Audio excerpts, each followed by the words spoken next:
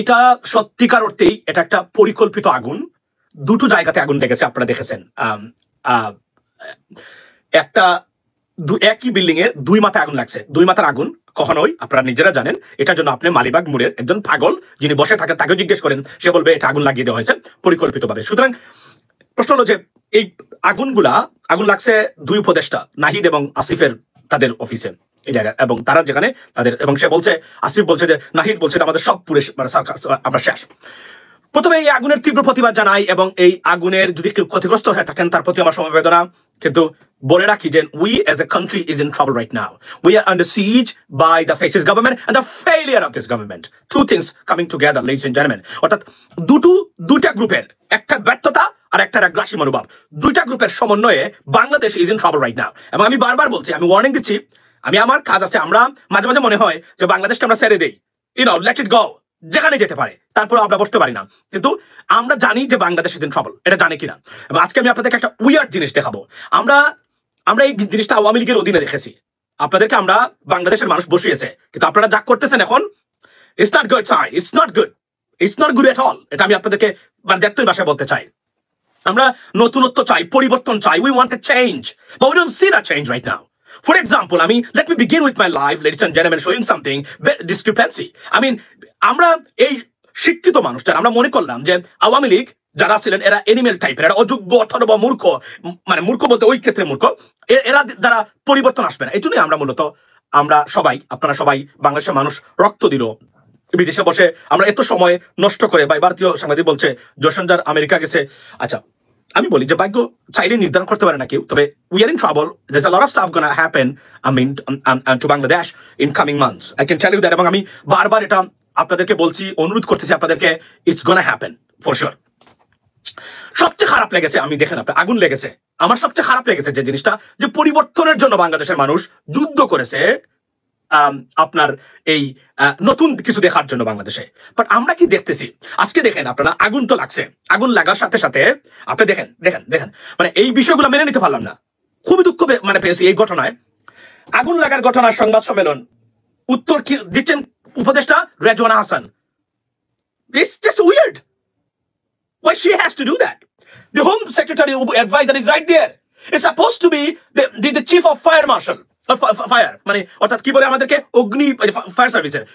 There will be supposed to be an expertise or an expert, right? Or এখানে স্বরাষ্ট্র উপদেষ্টা যিনি উত্তর দিবেন, অথবা ফায়ার সার্ভিসের চিফ উত্তর দিবেন, অথবা সেনাবাহিনীর যিনি তদারকি করতেছেন তারা কেউ এখানে উত্তর দিবেন। রেজওয়ানা হাসান বন্যা উনি কেন উত্তর দিবেন?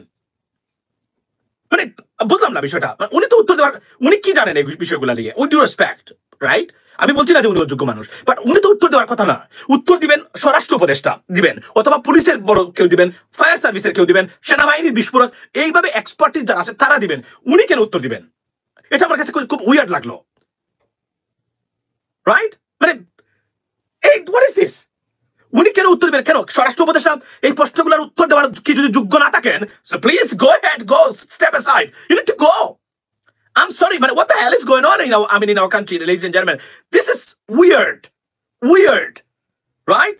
Very, very weird. Can you imagine? আগুন লাগার ঘটনায় স্বরাষ্ট্র উপদেষ্টাকে রেখে উত্তর দিচ্ছেন Rezwana Hasan. I didn't like that at all. I didn't like that at all. Not at all. This is just unbelievable. দেখেন আমাদের discrepancy and ambiguity এবং কোন জায়গাতে আছে। আমরা একটা প্রফেশনাল গভর্নমেন্ট চাই। আপনি এখানে বসে আছেন স্বরাষ্ট্র উপদেষ্টা, আপনি উত্তর দিবেন, you know this. আপনি সেনাবাহিনী থেকে আসছেন, you have the expertise, you should know that, you should answer these questions, and if you do not, if you can't, then why you are here? এবং উনি অসহায়ের মতো বসে আছেন। আপনারা দেখেন আমি সরি, আমি আসলে এগুলো বলতে চাই না, প্লিজ আমার ভুল বুঝবেন না। আমি খুবই পিষ্ট সবকিছু মিলে। আমি এই মুহূর্তে আমি জানি যে danger is head of us, very very danger. দেখেন আপনি উনি কোথায় বসে আছেন, দেখেন এই দেখেন উনি লুক এট দ্যাট। আচ্ছা, কোথায় গেল? এই দেখেন কোথায়, এই দেখেন আমার, এই দেখেন খুলার ভিতরে, ওই দেখেন উনি বসে আছেন এখানে, এই দেখেন এখানে উনি বসে আছেন।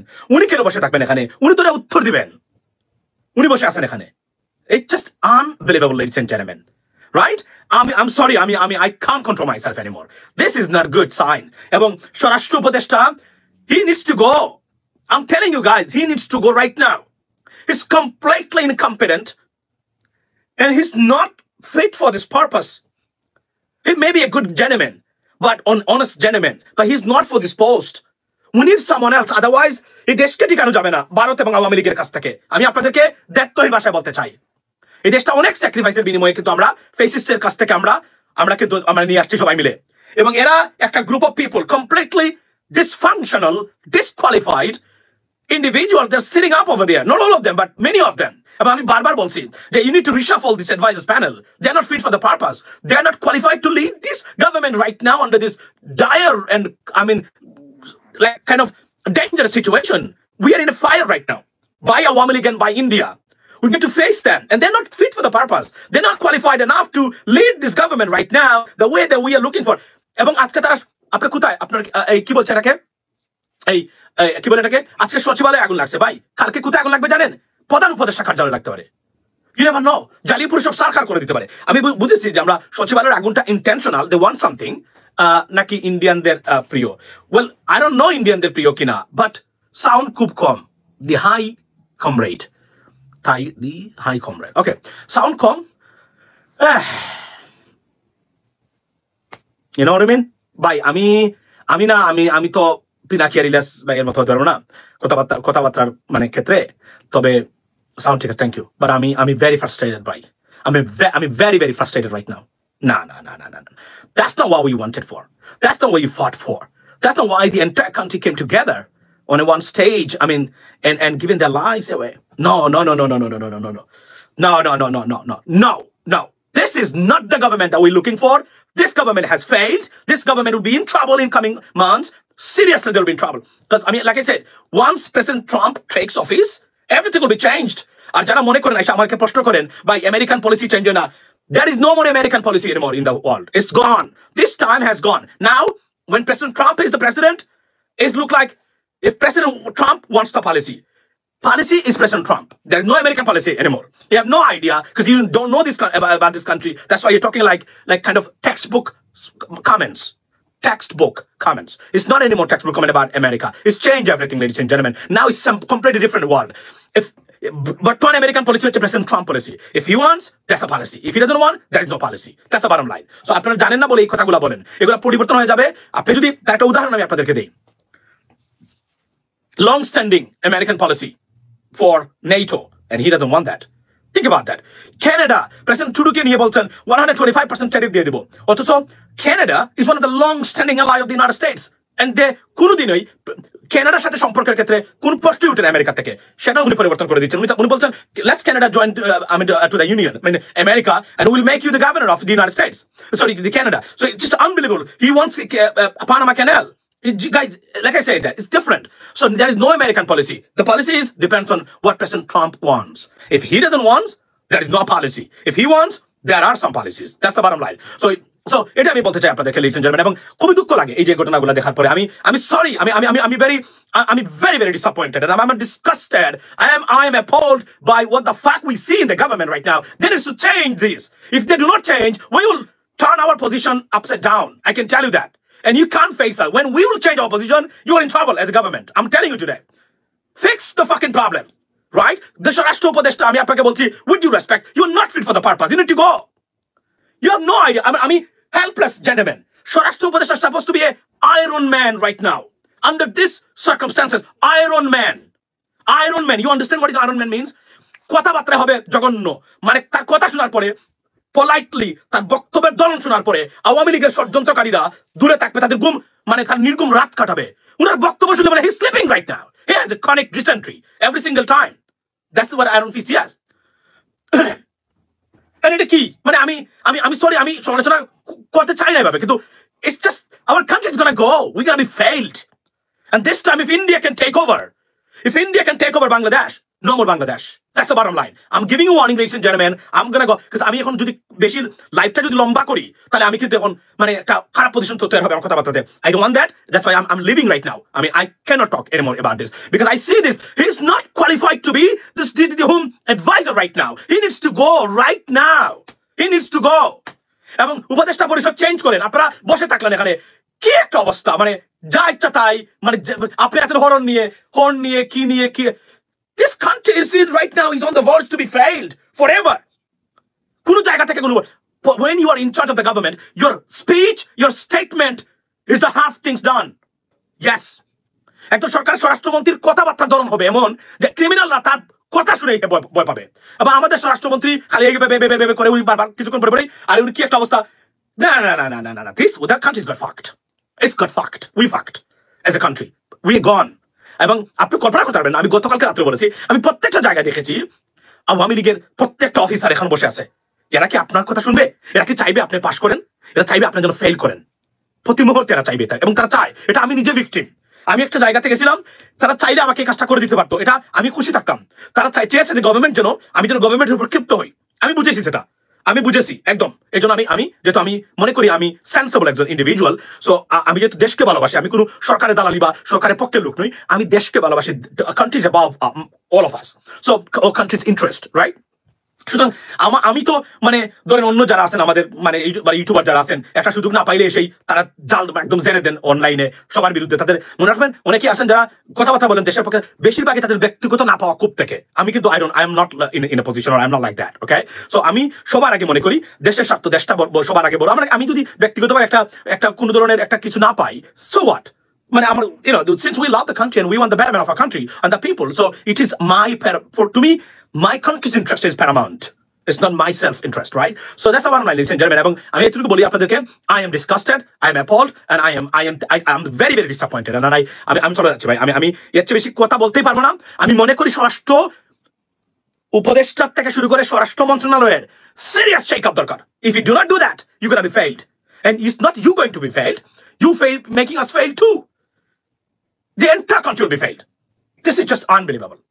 It's not good for me, and I don't want to be like the other person, like, you know what I mean? So আমি চলে যাচ্ছি, আমি অন্য সময় আমার মাথাটা ঠান্ডা হোক, কারণ আমি খুব ক্ষুব্ধ এই বিষয়গুলো নিয়ে।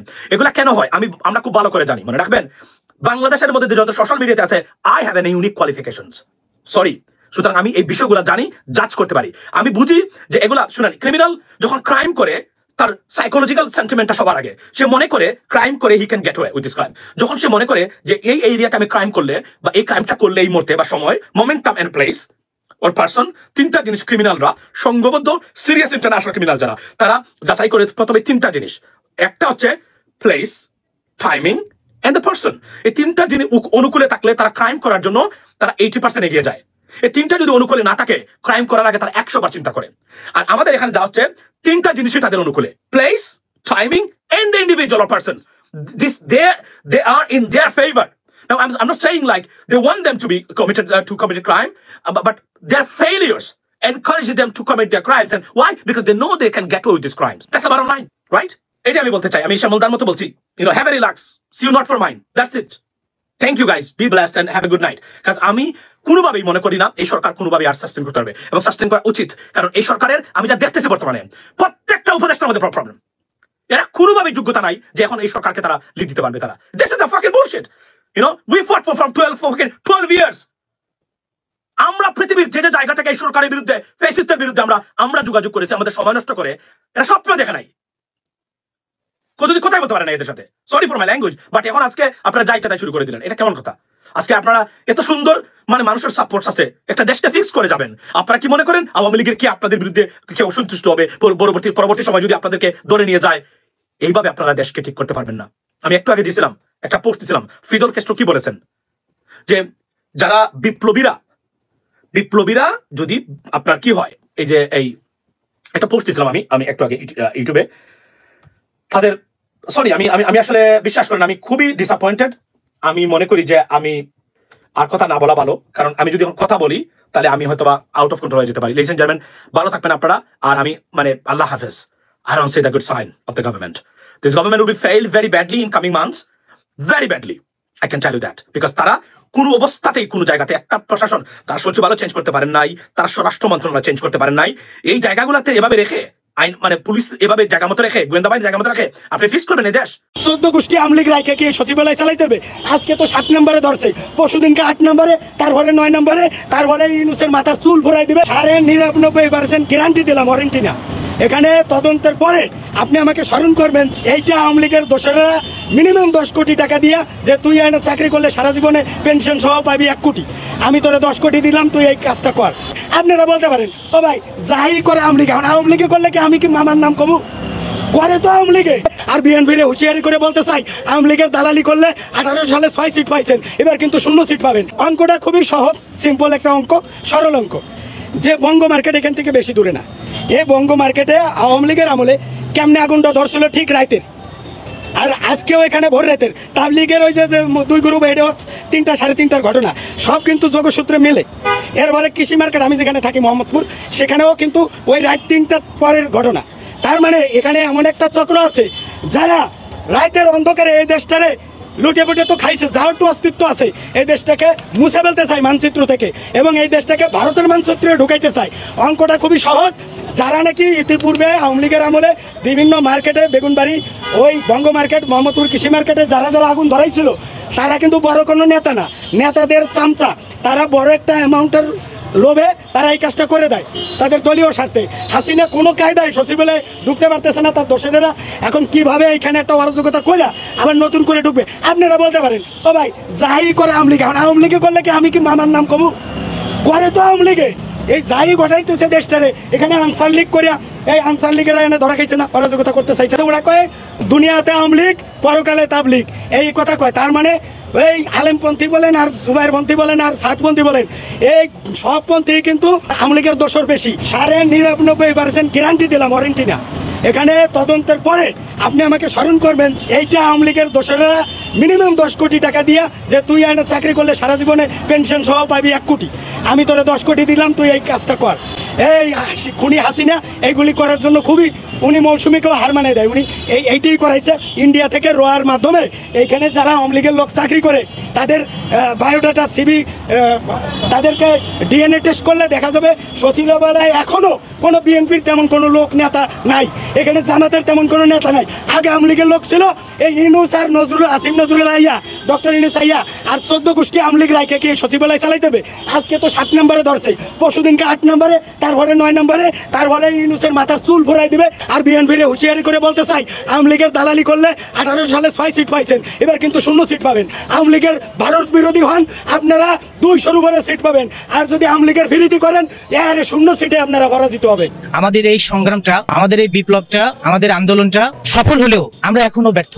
আমাদের আন্দোলন সফল হলেও আমরা এখনো ব্যর্থ, কারণ এখানে মাথা চলে গেলেও মাথাবিহীন সবই এখানে আছে। মাথাবিহীন আমাদের দেশে সবই আছে, শুধু মাথাটা নেই। এইভাবে একটা দেশ কখনো চলতে পারে না। এইভাবে সচিবালয়টা কি? সচিবালয় হচ্ছে বাংলাদেশের প্রাণ কেন্দ্র, এবং সচিবালয় হচ্ছে হার্টবিট, একটা দেশের হার্টবিট সচিবালয়, একটা দেশের মেরুদণ্ড সচিবালয়। এখানে হাসিনার জয় হয়েছে, সারা বাংলাদেশ আবার পরাজয় হয়েছে। এটা হাসিনার জয়। কারণ কি? সচিবালয়ের মতো জায়গায় যদি এমন দুর্ঘটনা ঘটতে পারে, হাসিনা এখন হাসছে আর আমরা কাঁদছি। আমি আসার সময় দেখছি প্রশাসন আড্ডা করছে, সচিবালয়ের সামনে এত বড় ঘটনা ঘটে গেছে। আমি আসছি এর থেকে পুরান ঢাকা থেকে, ঘুম থেকে উঠে থেকে এই ঘটনা ঘটেছে। আমি উদযাপন তো পড়ি নাই। এটা আমার হৃদয়, এটা আমার হৃৎপিণ্ড। দেশপ্রেম কারে বলে? এটা দেশপ্রেম বলে? দেশপ্রেম বলে না। আন্দোলনের আগে এক ধরনের মুখ ধরেছিল, এক ধরনের মুখোশ ধরেছিল, এখন তারা ক্ষমতায় যেয়ে আরেক ধরনের মুখোশ ধরেছে। কিভাবে ধরেছে? মানুষ ক্ষমতা গেলে সব পরিবর্তন হয়ে যায়। এই সচিবালয়ে যারা আছেন, আমি মনে করি আমাদের প্রধান উপদেষ্টা ছাড়া বাকি একটাও যোগ্য না। প্রধান উপদেষ্টা ছাড়া বাকি একটাও যোগ্য না। আমরা এই 2 থেকে 3 মাস দেখে এসেছি, তাদের কথাবার্তা, আচার আচার, আমার মনে হয়েছে তারা শুধু উপদেষ্টা না, তারা শেখ হাসিনার বি টিম, এই টিম, তারা আওয়ামী লীগের বি টিম। কারণটা কি? আমাদের দেখতে সেই সময় স্বরাষ্ট্রমন্ত্রী ছিল, যখন প্রথম স্বরাষ্ট্র উপদেষ্টা আসেন, সে ব্রিগেডিয়ার সাখাওয়াত, তিনি বলেছিলেন যে আওয়ামী লীগ এই দেশের সবচেয়ে বৃহত্তম বড় দল। তা সে কিভাবে সে বলেন? দেশের 2000 মানুষের যেখানে 2000 ছাত্র খুন হলো, তার বিচার না পর্যন্ত হলো, তিনি বললেন যে আওয়ামী লীগের দেশের সবচেয়ে বড় দল, ওই দলের দেশ থেকে বিলীন হতে পারে না, তাদের সুসংগঠিত করেন। কেন বলে? এই কথা বলে সাহস পায় কিভাবে? এটা কি কোনো তিনি তো জানেন না তিনি কোন আন্দোলনে ছিলেন, তিনি কোন সংগ্রামে ছিলেন, তিনি কোন আন্দোলনে ছিলেন, কোন প্রোগ্রামে তিনি ছিলেন। তিনি কি বানালো? কে বানালো? ওনাকে উপদেষ্টা কে বানালো? কে কে বানানো লোক উপদেষ্টা? আমি মনে করি এখানে বাইরের লোক ঢুকতে পারেন, ভিতরের লোক ঢুকতে পারেন। আমরা এতটুকু জানি যে প্রথম আলোর সাংবাদিক ছিলেন রেজাউল, তিনি ঢুকেছিলেন প্রথম আলো ঢুকে এখানে গোপন নথি চুরি করেছিল, সেটার জন্য তাকে ধরেছিল। কে রেজাউল এখানে কিভাবে ঢুকলো? রেজাউলের মতো ঢুকতে পারে। আমি শুধু এখানকার লোক কেন দায়ী করবো? এটা ইম্পসিবল, এটা অসম্ভব কিছু না। বাইরের লোক ঢুকতে পারে, বাইরের লোক ঢুকতে পারে, প্রমাণ আছে।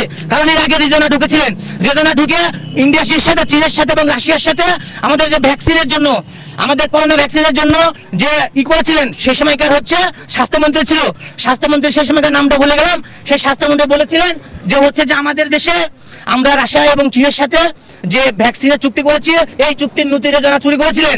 তাহলে একটা সচিবালয় কিভাবে ঢুকলো? এই দেশের একজন সন্তান হিসেবে বলতে চাই যে এখানে যে আগুন লেগেছে এটা আমাদের দেশের সকল মানুষের, 18 কোটি মানুষের অন্তরে আগুন লেগেছে।